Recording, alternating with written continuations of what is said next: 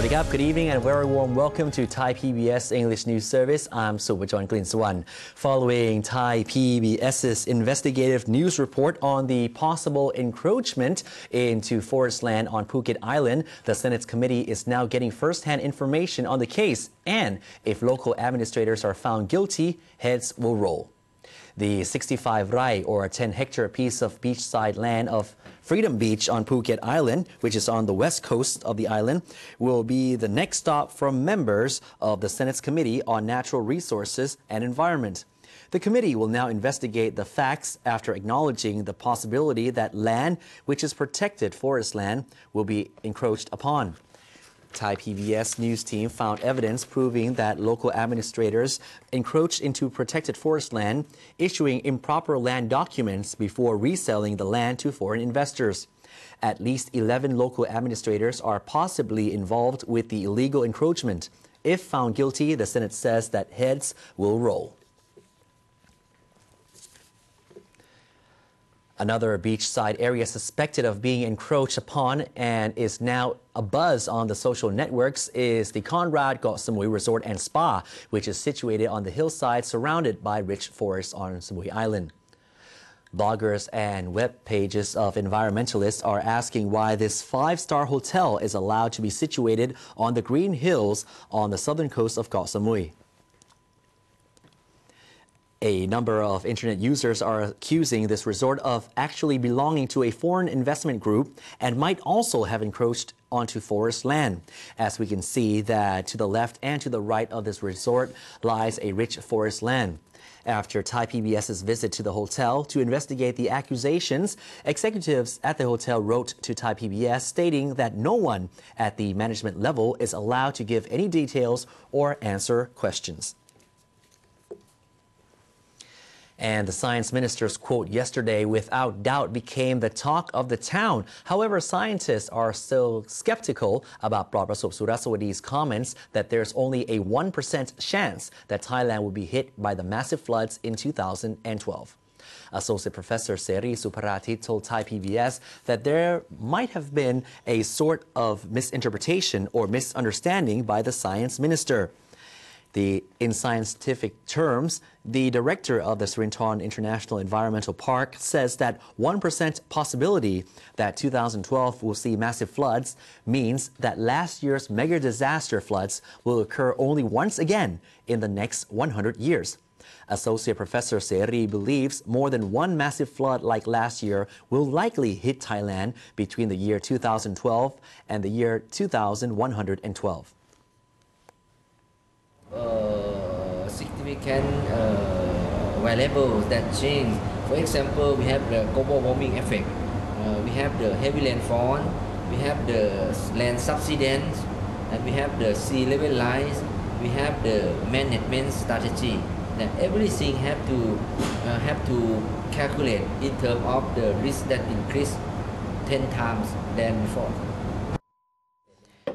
The professor says risk management is an issue the government and the public should be considering. Science Minister Professor Surasawadi yesterday said that there's only a 1% chance that Thailand will be hit by massive floods again this year, like in 2011.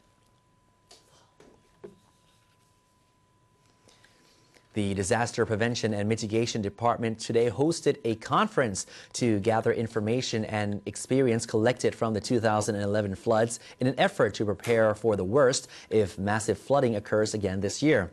One of the major findings panel speakers agreed upon is that the public must have more participation in drafting and implementing flood-related measures.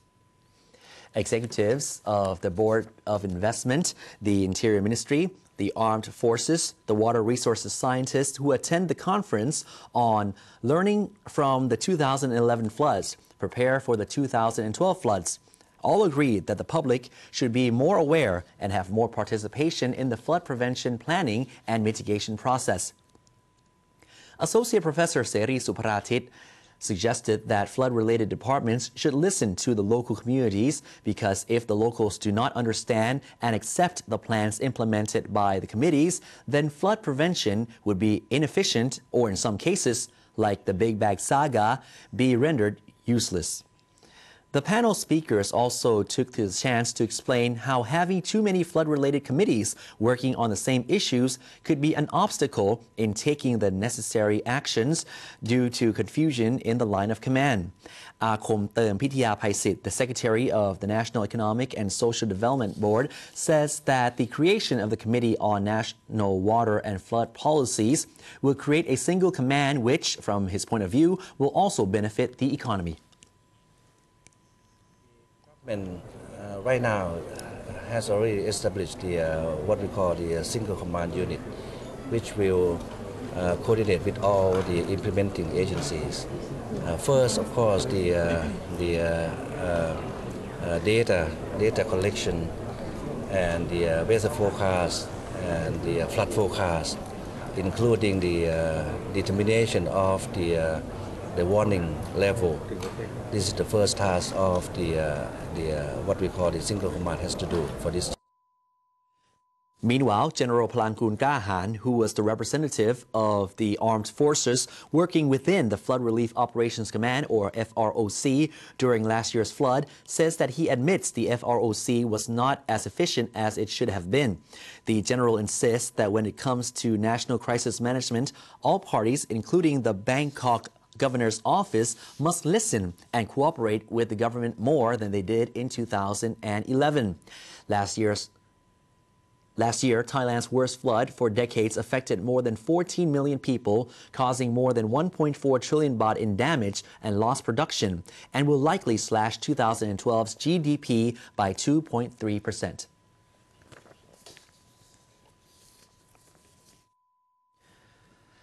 Slow document and security checks have for months led to long queues at Suvarnabhumi Airport's immigration desks. Agencies involved now have measures to curb the problems of passengers missing their flights, but insist that travelers should arrive 3 hours before departure time. Following countless numbers of complaints from Thai and foreign passengers, the immigration lines at Suvarnabhumi are too long and take too much time. The immigration police is proposing to deploy 300 officers to help speed up operations at the airport for the next 6 months. Another 50 female officers will also be attached to the security checkpoints to ease the queues. Tour operators must now submit the names and IDs of tourists 1 day before leaving Thailand. This will also help with screening for those on the police's blacklist. Interpreters will also help with preparing the outbound documents so that the immigration officers can also increase efficiency. Before mid-April, Suvarnabhumi will have an automatic immigration booth to cut down the number of Thai travelers queuing up the lines. Airlines must inform international outbound passengers that they should arrive 3 hours before departure time and line up right away once they receive their boarding passes. Now, more on the controversial issue of the oil exploration on Phuket 2 Road. Today, the Energy Ministry has postponed all other oil exploration sites expected to be opened for concession bidding. Meanwhile, the Senate's Committee on Corruption and Good Governance inspected the drilling site and will ask the Parliament to change the petroleum law to benefit the Thai people. Today, Senators Rosana Tositrakoon and Kamnoon Sithisaman, members of the panel investigating public corruption and governance, inspected the oil drilling project on Phuket 2 Road. Kamnoon Sithisaman, the Deputy Commissioner of the committee, says that the Constitution should allow people to have participation in natural resources management as well as the concession approval process. He suggested that the state should collect more money from the project's commissioner at a rate between 5 to 15% of the whole project's total income. The rate is already quite low compared to other countries. He also reiterated that the Mineral Fuels Department should conduct an investigation into Mitra Energy Company, the British firm responsible for the excavation, as well as check any other irregularities. Songpop Pornchan, the Director General of the Mineral Fuels Department, ordered the postponement for the 21st time of concession bidding for 22 other potential oil exploration sites. The Petroleum Committee wants to create a better understanding among the locals before any company starts drilling, as well as adding more conditions to the concessions for the benefit of the public. Moving on to the economics, as the world oil price continues to surge amidst threat of war in the Middle East, experts believe that the oil price of $110 per barrel is the worst it could get, at least for now. Meanwhile, experts insist that the government needs to float LPG and NGV prices to reflect their true market values. Dr. Rungtip Chonapalai spoke to a member of the National Research Council of Thailand. Here's more.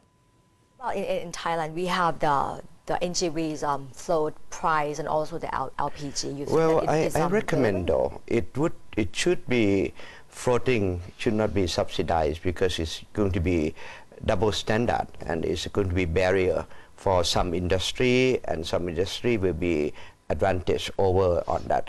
But the floating price should be to the world price, not to the localized price. I'm talking about world price now. For example, LPG.